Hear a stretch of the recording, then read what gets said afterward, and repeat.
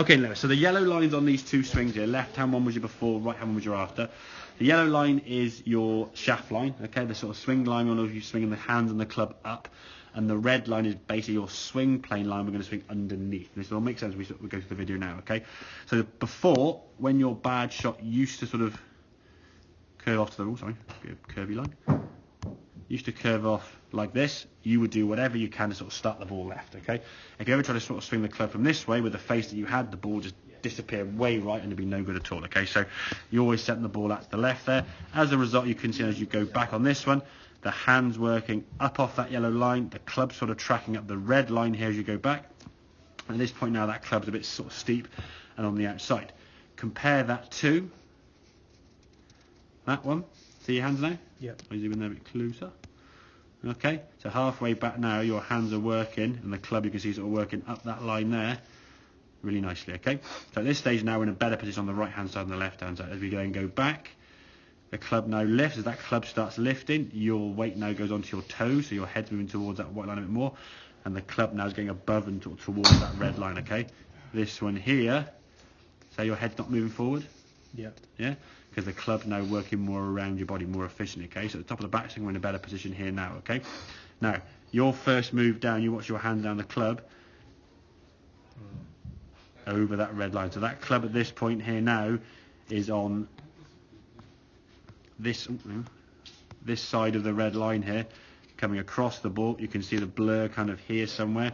Which means if the club is outside here, you're bringing the heel to the golf ball because you're swinging outside, unless you pull it way into your left pocket. That kind of tucked up cramp finish you said you have, and the arm basically just disappearing out between, sort of past your sort of lower half there, and then swinging through, and that ball then just sort of starting way left and cutting round, or potentially could lead to the older look off to the right there. Yep. This one here now, as you start coming back down, look your arm plane there now, underneath that swing plane there really nicely. Club coming in there nicely sort of on plane there, a better angle.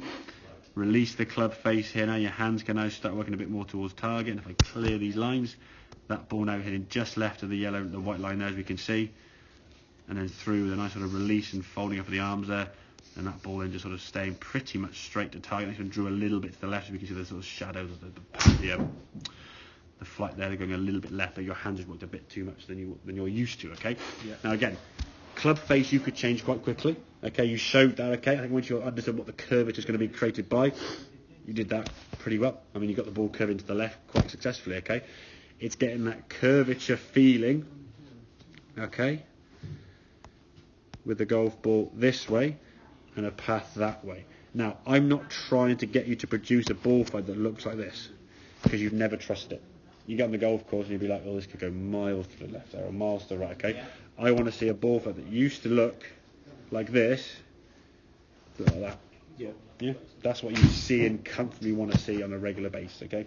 If it does go there and go that way, that's fine. If it does go a bit this way and this way, that's absolutely fine, okay? But as long as the ball flight itself kind of goes up on one way, whether it goes this way or that way, doesn't make much difference, to be fair, because it's starting towards your target line. It just drifts one way or the other. It's in play. It's when that ball is kind of doing this, it's a problem, yeah? Yeah. And the more it does that with the longer clubs, the more this way you've got to aim, which actually increases more the spin to go further right, yeah?